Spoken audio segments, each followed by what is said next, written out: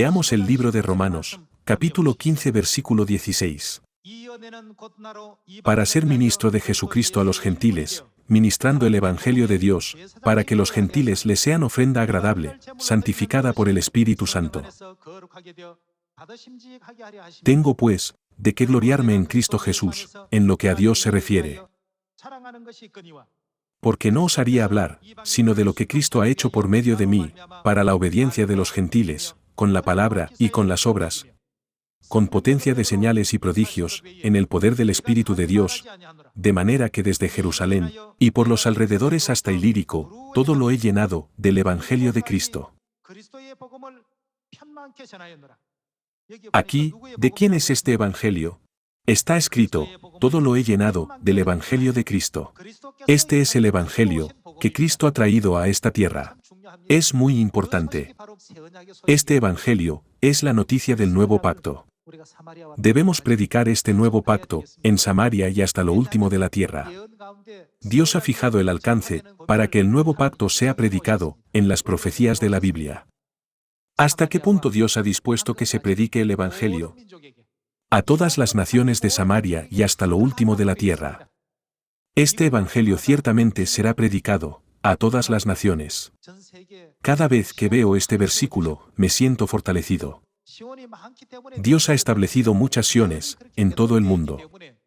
La evangelización mundial se está cumpliendo, no por muchas Siones, sino por las profecías. No depende del número de miembros o iglesias. Dios ya se ha propuesto, planeado y tenido la intención de llevar a cabo esta obra. Por lo tanto, ahora está predicando el Evangelio a todas las naciones del mundo. Es un gran beneficio y una gracia para nosotros poder participar en esta obra. Sin embargo, aquellos que no comprenden el valor del Evangelio no lo aceptan. Veamos el libro de Romanos, capítulo 10, versículo 14. ¿Cómo pues invocarán a aquel en el cual no han creído? ¿Y cómo creerán en aquel de quien no han oído? ¿Y cómo oirán sin haber quien les predique? ¿Y cómo predicarán si no fueren enviados? Como está escrito, cuán hermosos son los pies de los que anuncian la paz, de los que anuncian buenas nuevas. Mas, ¿qué ha pasado? No todos obedecieron al Evangelio. Aquí, está escrito que, no todos obedecieron a las buenas noticias. Entonces, ¿qué verdad no aceptaron? No aceptaron la verdad del nuevo pacto. Son realmente necios. Si hubieran obedecido el nuevo pacto, podrían haber tenido un resultado lleno de gracia. Cuando entramos en el reino de Dios, nos convertimos en hijos de Dios, y heredamos el reino de los cielos. Todas las cosas buenas, que nunca hemos disfrutado en esta tierra, estarán allí, en el cielo.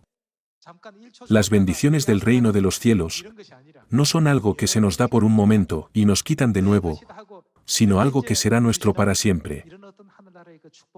Por lo tanto, cuando miramos las enseñanzas de Dios, con nuestros ojos espirituales abiertos, podemos entender completamente la razón por la que debemos tener fe en Dios, con todo nuestro corazón, con toda nuestra alma y con toda nuestra mente.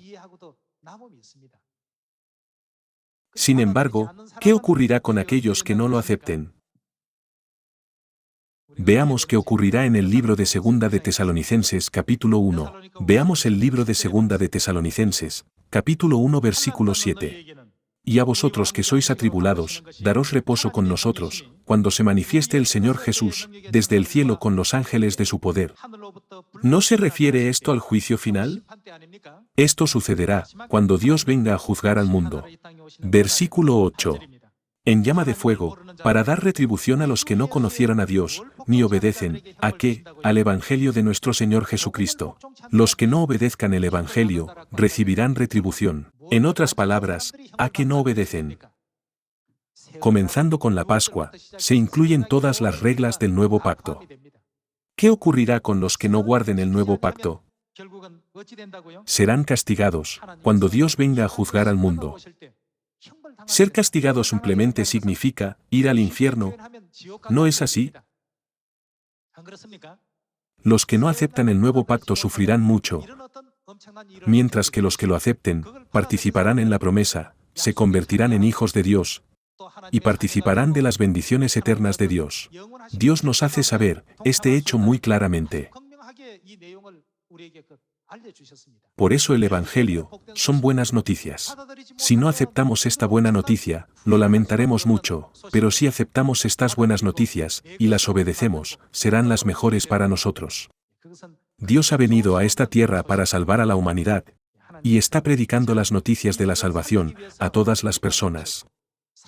Por lo tanto, cuando predicamos el Evangelio, no debemos pensar, esta persona escuchará o no, sino predicar con confianza. La predicación no se trata de conocer muchos versículos de la Biblia.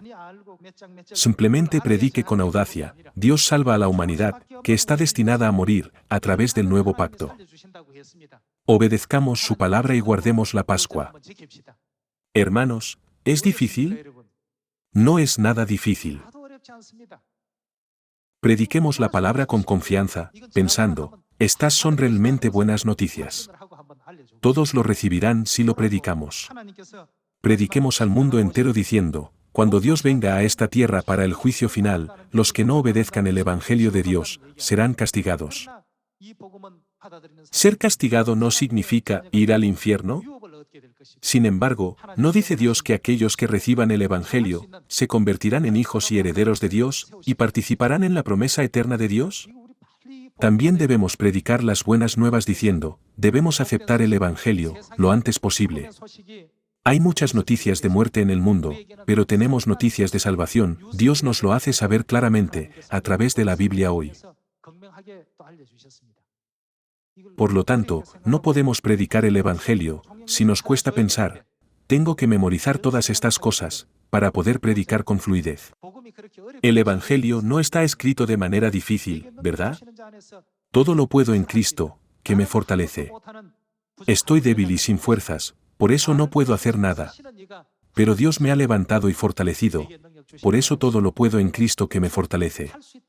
Tengamos este tipo de fe, y no nos preocupemos. ¿En quién debemos echar toda nuestra ansiedad? Está escrito, echad toda vuestra ansiedad sobre el Señor. Quiero pedirles a todos que arrojen toda nuestra ansiedad en Dios. Den gracias a Dios Padre y a Dios Madre, que nos han permitido ser sellados en la verdad del nuevo pacto, y prediquen con diligencia esta buena noticia a toda la humanidad, en lugar de callar y guardárnoslo. Muchas gracias.